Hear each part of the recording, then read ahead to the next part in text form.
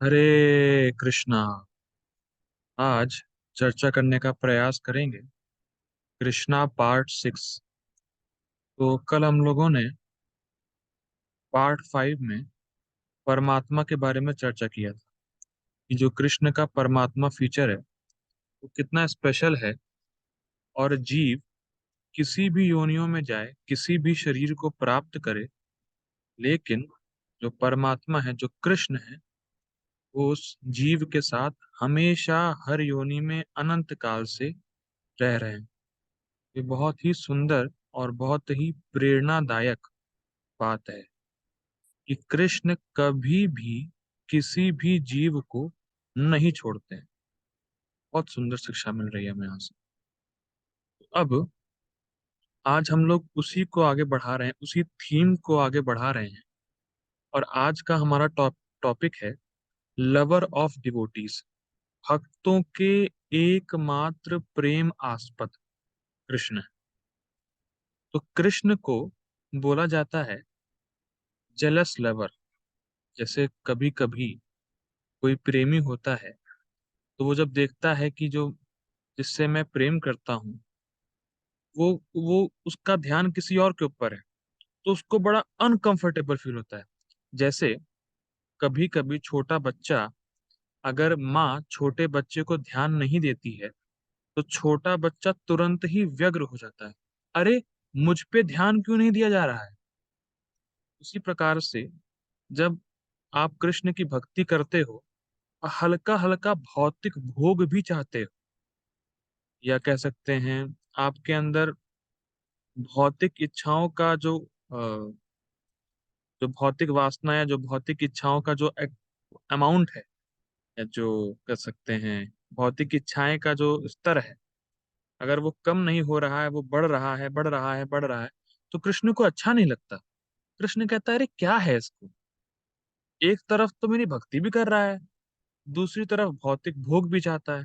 लेकिन कृष्ण की भक्ति इतनी स्पेशल है, कृष्ण की भक्ति में इतनी शक्ति है कि कृष्ण ही भक्त की भौतिक वासना को समाप्त कर देते हैं, क्योंकि वो जानते हैं कि इसका अगर इसके हृदय में भौतिक इच्छाएं हैं तो ये भौतिक इच्छाएं ही दुख का कारण है।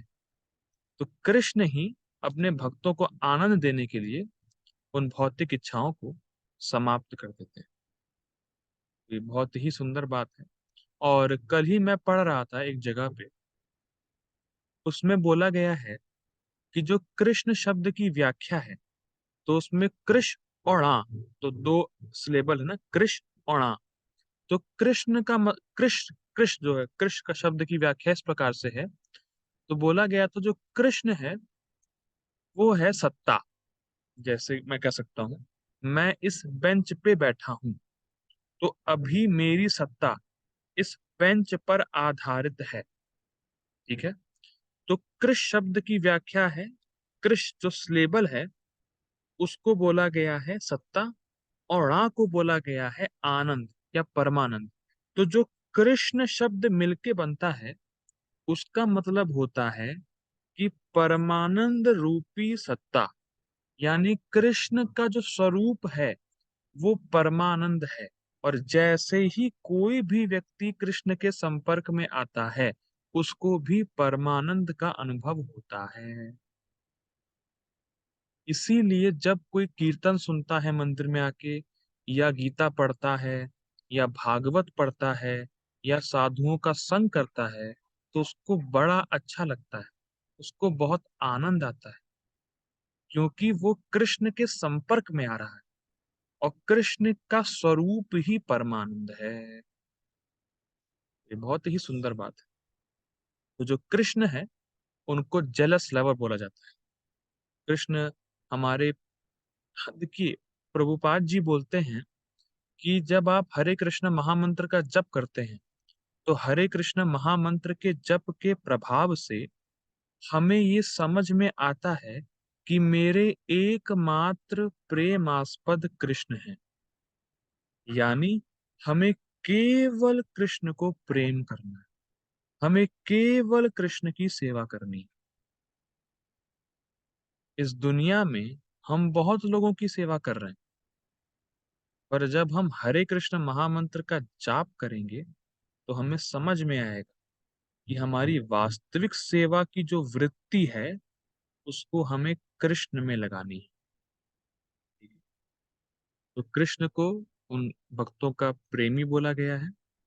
और कृष्ण एक जगह गीता में कहते हैं कि वो बिल्कुल पार्शियल नहीं है, मतलब उनके लिए कोई भी जीव ना तो मित्र है और ना दुश्मन है। मतलब कृष्ण किसी भी जीव से ना द्वेष रखते हैं ना राग रखते हैं।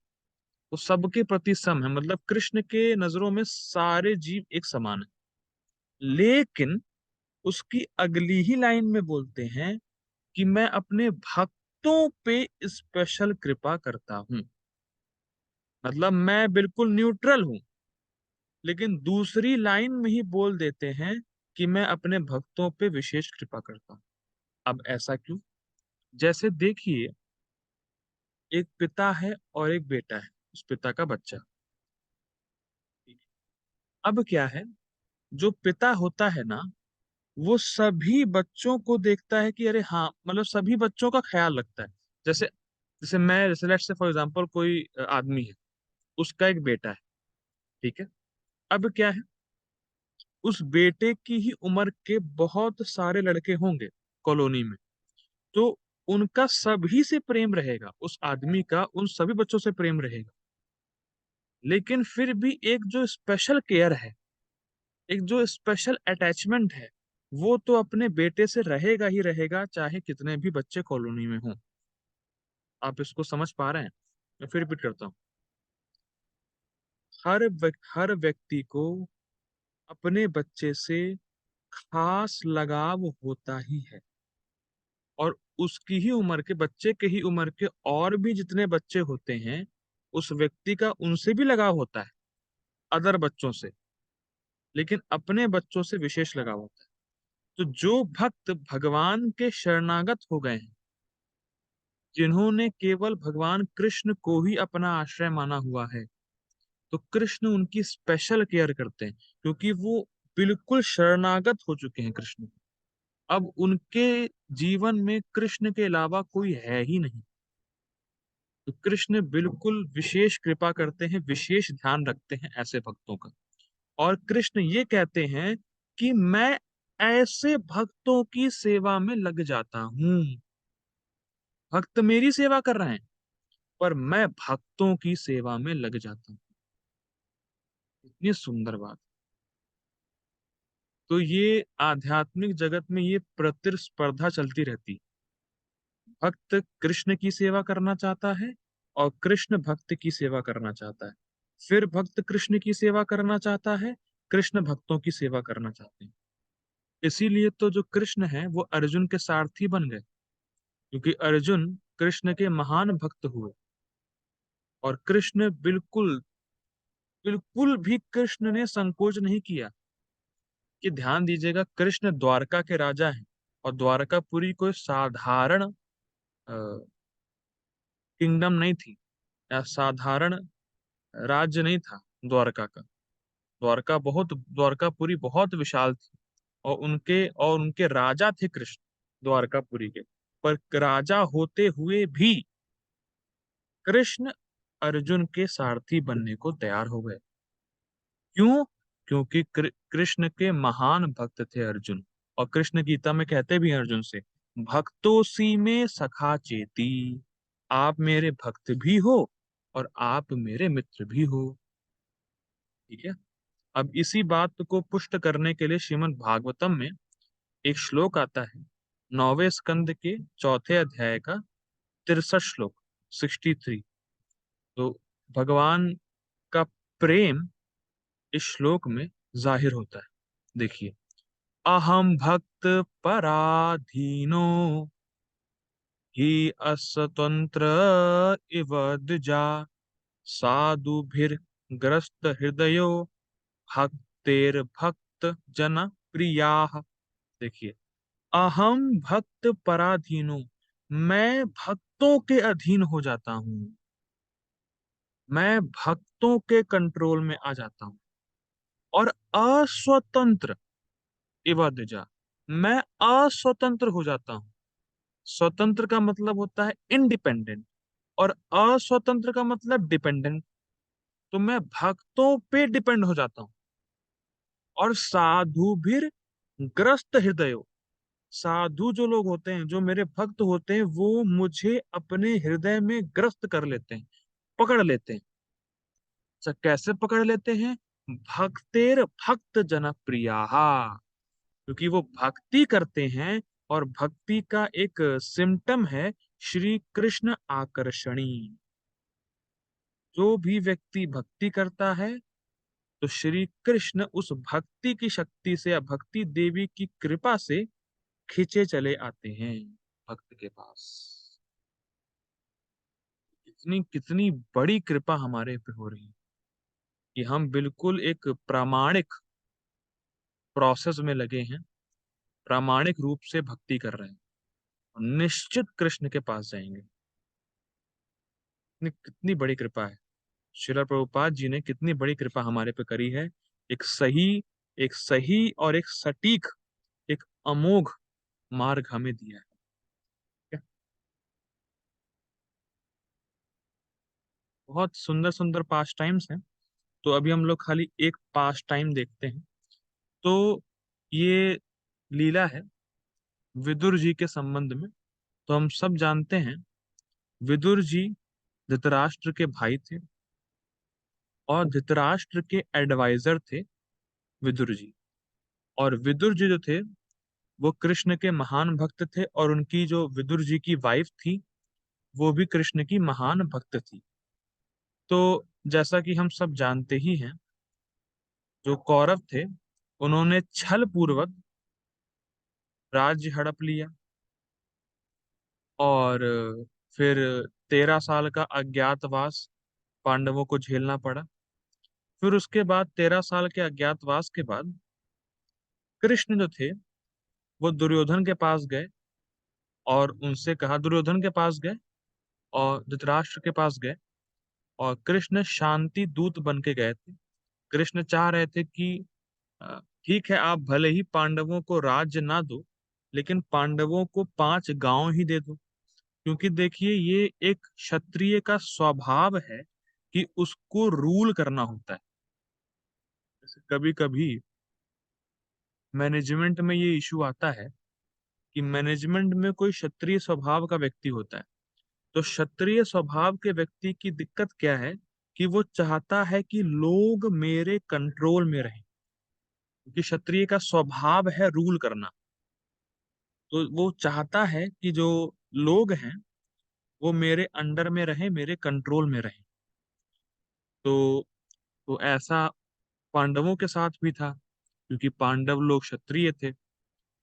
तो बात ये हुई कि फिर कृष्ण शांति दूत बन के धृतराष्ट्र के पास गए, और कृष्ण ने बोला कि ठीक है, पांडवों को राज्य नहीं चाहिए, लेकिन पांडव को आप 5 गांव ही दे दो, जिससे कि पांचों भाई एक गांव में रूल कर लें, क्योंकि उनका क्षत्रिय स्वभाव है, उनको रूल करना होता है। तो दुर्योधन जो था, वो बहुत गुस्सा हुआ, और दुर्योधन ने कहा कि मैं एक सुई की नोक के बराबर भी जगह पांडवों को नहीं दूंगा। सोचिए, एक सुई की नोक के बराबर भी जगह मैं पांडवों को नहीं दे सकता। तो इसमें एक अ, टीका करते हैं आचार्यगण। वो कहते हैं कि भगवान कृष्ण बाहर से तो बोल रहे थे कि भाई संधि कर लो, युद्ध ना हो, लेकिन दुर्योधन के अंदर परमात्मा रूप में दुर्योधन को इंस्पायर कर रहे थे कि युद्ध हो। तो एक बहुत सुंदर श्लोक दुर्योधन बोलता है, जानामि धर्मम न च प्रवृत्ति, जानामि अधर्मम न च निवृत्ति। मैं जानता हूं धर्म क्या है, पर मेरी प्रवृत्ति धर्म में लग नहीं रही। और मैं जानता हूं अधर्म क्या है, पर मेरी निवृत्ति वहां से हो नहीं रही है। बेसिकली कहने का मतलब क्या है, मैं धर्म जानता हूं पर धर्म कर नहीं पा रहा। मैं अधर्म भी जानता हूं पर अधर्म को छोड़ नहीं पा रहा। क्यों? क्योंकि कोई तो मेरे अंदर बैठा है जो मुझसे ऐसा करा रहा। और वो कोई और नहीं, कृष्ण ही है। तो कृष्ण चाहते थे कि युद्ध हो। तो जब दुर्योधन ने मना कर दिया कि 5 गांव की बात तो छोड़िए आप, हम सुई की नोक के बराबर भी जगह नहीं देंगे, तो फिर भगवान श्री कृष्ण चले गए। तो फिर भगवान श्री कृष्ण को दुर्योधन ने इनवाइट भी किया कि आप हमारे घर पे खाना खाइए। तो कृष्ण ने कहा कि पहली बात तो मुझे भूख नहीं, और अगर भूख होती भी तो मैं ऐसी जगह खाता नहीं हूं जहां मेरा सम्मान ना हो। तो फिर धृतराष्ट्र का महल छोड़कर कृष्ण विदुर जी के घर गए, क्योंकि विदुर जी और उनकी वाइफ दोनों ही बहुत महान भक्त हैं। तो जब कृष्ण को आते देखा विदुर जी की वाइफ ने, तो वो बहुत ज्यादा प्रसन्न हो गई। मतलब इतनी गदगद हो गई विदुर जी की वाइफ कि उनकी आंखों से आंसू रुक नहीं रहे थे। तो उन्होंने प्यार से कृष्ण को बैठाया और कृष्ण को कहा कि आपके लिए मैं कुछ खाने को लेके आती हूँ। विदुर जी की वाइफ ने बोला। तो जब विदुर जी की वाइफ देखी कि कृष्ण तो मेरे बिल्कुल बगल में बैठे हैं, तो वो इतना एक्सटेसी में आ गई, इतना परमानंद में आ गई कि वो सब कुछ भूल ही गई। और केले केले का छिल जो केला होता है ना, केले को वो छील रही थी, और केले को छील कर जो छिलका है वो कृष्ण को दे रही थी, और जो केला है वो डस्टबिन में फेंक दे रही थी। और कृष्ण भी कितने अजीब हैं, या आनंदमयी है, भक्तों को आनंद देना होता है कृष्ण को। तो कृष्ण भी छिलका ही खा रहे थे। मतलब कृष्ण ने भी ये नहीं बोला कि अरे माता, आप मुझे छिलका दे रही हैं, केले को तो आप फेंक दे रही हैं डस्टबिन में। तो वो उन्होंने भी डिस्टर्ब नहीं किया। लेकिन तो विदुर जी की वाइफ इतना प्रेम से दे रही थी केले का छिलका, तो कृष्ण से रहा नहीं गया। तो कृष्ण सारे केले के छिलकों को खा रहे थे। तो इससे साबित होता है कि कृष्ण को हमारा बहुत ऑपुलेंट बनाया हुआ खाना पसंद नहीं है, भगवान को प्रेम पसंद है। उस ऑपुलेंट खाने के पीछे आपका प्रेम है कि नहीं, कृष्ण ये चाहते हैं। कृष्ण ऑपुलेंट खाना नहीं चाहते। वो ठीक है कि अगर आपके हृदय में प्रेम होगा तो आप कृष्ण को बहुत अच्छा अच्छा खाना बना के खिलाएंगे, वो अलग चीज है। पर अगर प्रेम ही नहीं रहा, अगर प्रेम वाला पार्ट मिस है, तो फिर ज्यादा कुछ लाभ नहीं। क्योंकि कृष्ण भूखे नहीं है खाने के, कृष्ण भूखे हैं हमारे प्रेम के। ये पॉइंट है। तो फिर जब विदुर जी आए, उन्होंने देखा कि अरे कृष्ण तो छिलका खा रहे हैं। तो उन्होंने अपनी वाइफ को हिलाया, अरे भाग्यवान सुनो सुनो सुनो। तब वो होश में आई। फिर उन्होंने उनको समझ आया, अरे मैं क्या कर रही थी, कृष्ण को मैं छिलका दे रही थी और असली केला तो मैं डस्टबिन में फेंक रही थी। तो इसीलिए कृष्ण को बोला जाता है भावग्राही जनार्दना, कि वो कृष्ण आपका भाव देखते हैं। कृष्ण आपका डिटेल नहीं देखते कि आप क्या देख रहे हैं, क्या कर रहे हैं, क्या नहीं। ठीक है, पर इंटेंशन क्या है, किस इंटेंशन से, किस भाव से आप कृष्ण को दे रहे हैं, ये इंपॉर्टेंट। और जनरली लोग जो है ना,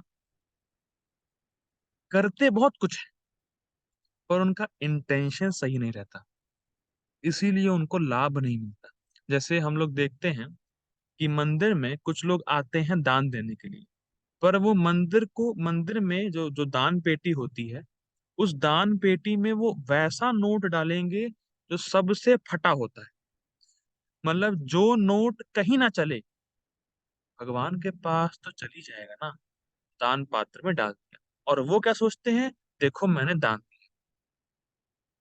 और कृष्ण क्या सोचते हैं, ओ तो देखिए, एक बहुत सुंदर एक भक्त ये बात बोल रहे थे मुझे, कृष्ण ये नहीं देखते कि आपने कितने पैसे दिए हैं, कृष्ण ये देखते हैं कि कितने पैसे आपने बचा लिए, मतलब जो कृष्ण को नहीं दिए।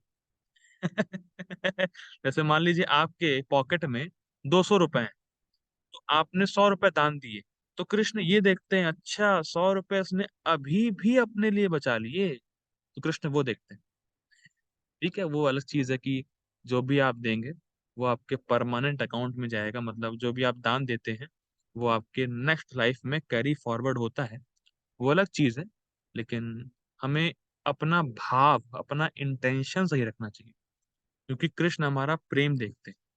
ठीक है, कृष्ण ये नहीं देखते कि आप क्या दे रहे हैं, कृष्ण ये देखते हैं कि जो आप दे रहे हैं वो प्रेम से दे रहे हैं कि नहीं, क्योंकि ये पूरा जगत कृष्ण का है। आप कृष्ण को क्या दे सकते हैं? जैसे मान लीजिए ये मोबाइल मेरा है, मैंने इसको मोबाइल को खरीदा है। ठीक है, अब कोई व्यक्ति आए और मुझे मोबाइल दे दे कि प्रभु ये आपका मोबाइल है। ठीक है, हो गया। लेकिन अगर वो बहुत प्रेम से दे कि प्रभु मैंने इसको अपने यूज के लिए लिया था, आपका बहुत बहुत धन्यवाद प्रभु, मैं अब आपको आपका मोबाइल दे रहा हूँ। फर्क है। एक ऐसे ऐसे देना, लो भैया प्रभु आपका मोबाइल, लो पकड़ो, ये अलग चीज है। एक देना प्रेम से कि प्रभु आपने बहुत मेरी हेल्प करी, मुझे आपके मोबाइल की नीड थी और आपने मुझे ये मोबाइल दिया और मैं अब आपको वापस कर रहा हूँ, थैंक यू प्रभु। ये अलग चीज है। तो वैसे सारी चीजें कृष्ण की हैं। तो जब हम कृष्ण को उनकी ही चीजें ऑफर करते हैं और प्रेम से करते हैं, दैट इज एन इफेक्ट, ये प्रभाव डालता है। अब हम सोचे, अरे देखो मैंने कितना पैसा कमाया है, ये पैसा मेरा है, मैं दे रहा हूं कृष्ण को। नो, ये गलत है। जो पैसे आप कमाए भी हैं, ये पैसे भी कृष्ण के हैं। तो जब आप कृष्ण को देंगे तो आपका क्या जाता है? आपका प्रेम जाता है साथ में, क्योंकि वस्तुएं तो कृष्ण की है ना। अब बात समझिए, वस्तुएं तो कृष्ण की हैं, तो वस्तुएं कृष्ण के पास जाती हैं, उसमें कोई बड़ी चीज नहीं है। लेकिन उन वस्तुओं के साथ जब आपका प्रेम जाता है कृष्ण को, कृष्ण उसी के लिए बैठे। ये पॉइंट, ठीक है। तो हमारा एटीट्यूड क्या होना चाहिए कि सारी चीजें कृष्ण की हैं और जितनी भी चीजें मेरे पास हैं मैं उनको प्रेम से कृष्ण की सेवा में लगाऊंगा। ठीक है, ये इंपॉर्टेंट पॉइंट है। ठीक है, अब उसके बाद कृष्ण और सुदामा की स्टोरी है। तो कृष्ण और सुदामा की स्टोरी मैंने शायद पिछले के पिछले पार्ट में या पिछले पार्ट में पूरी समझा दी थी, तो मैं उसको अब स्किप कर रहा हूँ। ठीक है, तो यहाँ यहाँ पे हमारा पॉइंट, ये टॉपिक खत्म होता है। Lover of devotees, basically lover of devotees कहने का मतलब ये था कि आप जो भी करें कृष्ण के लिए वो प्रेम से करें, और कृष्ण हमारे प्रेम के ही भूखे हैं। और कृष्ण हमसे इतना प्रेम करते हैं कि कोई भक्त कृष्ण की तरफ एक कदम चलता है तो कृष्ण अपनी तरफ से 100 कदम चलते हैं। कृष्ण इतने आतुर है हमें अपने पास ले जाने के लिए, जितने आतुर हम नहीं है कृष्ण के पास जाने के लिए, उससे ज्यादा आतुर कृष्ण है हमें अपने पास ले जाने के लिए। ठीक है, तो हमारा नेक्स्ट टॉपिक आज का है ओवरकमिंग इम्पर्सनलिज्म। तो देखिए, इम्पर्सनलिज्म होता क्या है, क्योंकि जब मैं नया नया आया था कृष्णा कॉन्शियसनेस में, तो मुझे बहुत टफ पड़ा ये समझना कि ये इम्पर्सनलिज्म है क्या। तो देखिए बात समझिए, इम्पर्सनल, पर्सनल मतलब होता है व्यक्ति, और इम्पर्सनल मतलब व्यक्ति नहीं या व्यक्ति विशेष नहीं। तो कहने का मतलब क्या है, कुछ ऐसे लोग होते हैं, कुछ ऐसे आध्यात्मवादी होते हैं जो भगवान की शक्तियों को तो मानते हैं पर भगवान को निग्लेक्ट कर देते हैं। मतलब शक्ति को तो माना पर जिसकी शक्ति है उसको हटा दिया। जैसे मान लीजिए आप किसी कंपनी में काम करते हो, ठीक है। तो जो कंपनी का मालिक है उसने बहुत सारे रूल्स एंड रेगुलेशंस बना रखे हैं कि ये जो कंपनी है वो इस स्मूथली काम करती रहे।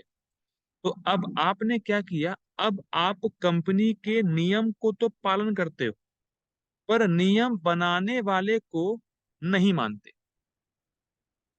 तो ये है इम्पर्सनलिज्म। तो हम भगवान की शक्तियों का इस्तेमाल तो कर रहे हैं, पर भगवान को ही गायब कर दे रहे हैं। ये होता है इम्पर्सनलिस्ट। मतलब वो मानते हैं कि परम सत्य एक रोशनी है। रोशनी कहने का मतलब क्या है, देखिए ये तो बहुत डिटेल में लेना पड़ेगा, और बहुत डिटेल में चर्चा हम लोगों ने करी है गीता के 14वें अध्याय में। 14वें अध्याय का मेरे ख्याल से लास्ट श्लोक या उसके आसपास के श्लोकों में इम्पर्सनलिज्म के बारे में बहुत चर्चा करी है। तो अगर आप जानना चाहते हैं तो यूट्यूब चैनल श्रेयांश शर्मा में प्लेलिस्ट में जाइएगा, भगवत गीता की प्लेलिस्ट। तो उसमें 14वें अध्याय में क्लिक करेंगे तो जितने भी वर्सेस हैं उसके लास्ट वर्सेस में इम्पर्सनलिज्म की बात की गई है, समझाया गया है उसको वहां पे। ठीक है, तो बेसिकली मैं शॉर्ट में समझा रहा हूँ यहाँ पे कि कुछ ऐसे लोग होते हैं जो भगवान की शक्तियों का इस्तेमाल करते हैं, पर भगवान को ही निग्लेक्ट कर देते हैं। वो कृष्ण की सुपरमेसी को नहीं मानते। वो ये मानते हैं, देखिए कृष्ण का जो शरीर है ना वो आध्यात्मिक है, वो सत चित आनंद से बना है। तो उनके शरीर से निकलती है एक ज्योति जिसको बोलते हैं ब्रह्म ज्योति। एक उनके शरीर से एक कांता मतलब एक आभा निकलती है, ठीक है। तो लोग जो आध्यात्म जो इम्पर्सनलिस्ट हैं, जो कह सकते हैं निर्विशेषवादी हैं, वो ऐसा बोलते हैं कि परम सत्य जो है बस वो निराकार है। निराकार मतलब हमें हमारे जीवन का लक्ष्य यही है कि जो हम हैं मतलब जो जीवात्मा है वो उस रोशनी में जाके मिल जाए या उस रोशनी में समा जाए। ये मेरे जीवन का लक्ष्य है, ऐसा निराकारवादी बोलते हैं, जो भगवान के आकार को नहीं मानते। इम्पर्सनलिज्म का हिंदी में अनुवाद है निराकार, मतलब जिसका कोई आकार नहीं है। तो रोशनी का कोई आकार वैसे भी नहीं होता। जैसे सूर्य है और सूर्य की रोशनी है, तो सूर्य का आकार तो है गोल, पर सूर्य की रोशनी का कोई आकार नहीं। तो वैसे ही वो लोग कहते हैं कि भगवान जो परम सत्य है, परम सत्य का आकार कोई नहीं है। हमारे जीवन का लक्ष्य है कि हम उस निराकार मतलब रोशनी में जाके हमें समा जाना है पास। तो ऐसे लोगों को निराकारवादी बोला जाता है, और ऐसे लोगों को बहुत कष्ट झेलना पड़ता है। भगवान अर्जुन जो है वो भगवत गीता के 12वें अध्याय में पूछते हैं कृष्ण से कि आपकी साकार उपासना श्रेष्ठ है कि आपकी निराकार उपासना श्रेष्ठ है। तो भगवान कृष्ण बोलते हैं कि जो मेरी निराकार उपासना करता है, क्लेशो अधिकतरस तेषाम, उसको बहुत क्लेश झेलना पड़ता है। देखिए देखिए बहुत सिंपल है। जब हम भक्ति करते हैं तो हमें कृष्ण से आदान प्रदान का अनुभव होता है, तो वो कितना आनंद मिलता है। लेकिन जो निराकारवादी हैं वो केवल एक निरस रोशनी में जाके मिलना चाहते हैं, और जबकि वो मिल नहीं सकते। जैसे एक हरे जंगल में हरा तोता एक पेड़ पे बैठ जाए तो आप क्या बोलते हैं दूर से कि अरे वो जो तोता है वो इस जंगल में गायब हो गया है, क्योंकि तोता भी हरा था और जंगल भी हरा था, तो अब आपको दिख नहीं रहा है। लेकिन अगर आप अंदर घुसेंगे तो आप देखेंगे कि अभी भी वो तोता अलग है और जंगल अलग है। ठीक है, तो वैसे ही जो जीवात्मा है वो निराकार ब्रह्म में निराकार ज्योति में मिल सकता नहीं है, पर उनकी धारणा है कि मिल जाता है। ये चीज, ठीक है। तो इस पे तो बहुत ये बड़ा विषय है कि तो इसीलिए हमेशा जो वैष्णव होते हैं मतलब जो भगवान को साकार रूप में उपासना करते हैं मतलब हम लोग, और जो निराकारवादी होते हैं उनके बीच हमेशा डिबेट चलता रहता है। अभी यहाँ पे मेरे सामने एक पुलिस वाला चालान काट रहा है एक व्यक्ति का। गाड़ी जो है वो रॉन्ग साइड में पार्क की गई है, टिकट काट रहा है। यहाँ टिकट बोलते हैं चालान को कनाडा में। ठीक है, तो चलिए साइड पॉइंट है, मैं देख रहा था उसको। ठीक है। तो अब क्या है, अब ये बात साबित करने के लिए कि जो ब्रह्म ज्योति है, देखिए मैं सिंपल बता रहा हूँ आपको। अगर आप कहीं रोशनी देखते हैं तो जो भी रोशनी या मतलब देखिए, जो भी आप निराकार चीज देखते हैं वो आकार से आती है। जैसे आपके घर में बल्ब है और बल्ब जलता है तो रोशनी आती है, तो रोशनी तो निराकार है, एक्सेप्टेड। ये जो रोशनी है वो निराकार है, पर जो बल्ब है उसका तो आकार होता है ना। तो वैसे ही जो आप जो ब्रह्म ज्योति की बात करते हो कि परम सत्य ब्रह्म ज्योति है, एक रोशनी है, तो प्रश्न ये होता है कि वो रोशनी आई कहाँ से, उस रोशनी का सोर्स कौन है। तो उस रोशनी का सोर्स कृष्ण है, या जो कृष्ण का स्वरूप है, या जो कृष्ण का शरीर है, वो है। और इसी बात को साबित करती है ब्रह्म संहिता का ये श्लोक। यस्य प्रभा प्रभवतो जगदण्ड कोटि कोटिष्वशेष वसुधाति विभूति भिन्नम तद्ब्रह्म निष्कलम अनंतम अशेष भूतम गोविंदमादि पुरुषम तमहम भजामि। तो वो बोल रहे हैं, यस्य प्रभा प्रभवतो जगदण्ड कोटि, आपकी जो प्रभा है वो जगदंड कोटि मतलब जितने भी वैकुंठ हैं वो ब्रह्म ज्योति में स्थित। तद ब्रह्म निष्कलम अनंतम अशेष भूतम, और जो ये ब्रह्म ज्योति है वो अनंत है, मतलब बहुत पूरा फैली हुई है संसार में, जगत में। लेकिन वो है किसकी, तद ब्रह्म, तद मतलब आपकी है ज्योति, मतलब आपके शरीर से निकलती है वो ज्योति। तो इसका मतलब क्या हुआ कि जो इसका मतलब क्या हुआ, जो ज्योति है, जो रोशनी है, उसका आधार कृष्ण है। तो परम सत्य ज्योति नहीं हुई, परम सत्य कृष्ण है, क्योंकि वो ज्योति भी कृष्ण पर आधारित है। सिंपल। और इसीलिए भगवान कृष्ण भी गीता में बोलते हैं, ब्रह्म 14वें अध्याय का 27वां श्लोक, ब्रह्मणो ही प्रतिष्ठा अहम अमृतास्य अव्ययस्य च शाश्वतस्य च धर्मस्य सुखस्य एकांतिकस्य च। ठीक है, वो बोलते हैं ब्रह्मणो ही प्रतिष्ठा अहम, जो ब्रह्म जो है, ब्रह्म ज्योति जो है, वो मेरी प्रतिष्ठा है, मतलब मुझ पर स्थित है या मुझसे निकलती। और वो कैसी है, शाश्वतस्य च, वो शाश्वत है ज्योति। और सुखस्य एकांतिकस्य च, मतलब जब कोई भी जीवात्मा उस ब्रह्म ज्योति में जाती है तो वो कुछ सुख का अनुभव करती है, पर परम सुख का अनुभव नहीं करती। परम सुख का अनुभव तो कृष्ण के सेवा में है। ठीक है। यही कभी कभी देखिए बात समझनी होगी, जो शास्त्रों में जो ब्रह्म शब्द है ना, ब्रह्म, ब्रह्म शब्द के कई अर्थ होते हैं। तो जो ब्रह्म शब्द का अर्थ है वो भगवान के शरीर से निकलने वाली ज्योति को बोलते हैं ब्रह्म ज्योति। ब्रह्म का शब्द एक ये भी है जो भगवान की सेवा में लगा हुआ है। ब्रह्म का शब्द ये भी है जो जिसने संसार को बनाया है। तो कई सारे अर्थ, कई सारे, एक ही शब्द के कई सारे अर्थ होते हैं शास्त्रों में। तो हमें कंटेक्स्ट समझना होता है कि किस कंटेक्स्ट में क्या बात हो रही है। ठीक है।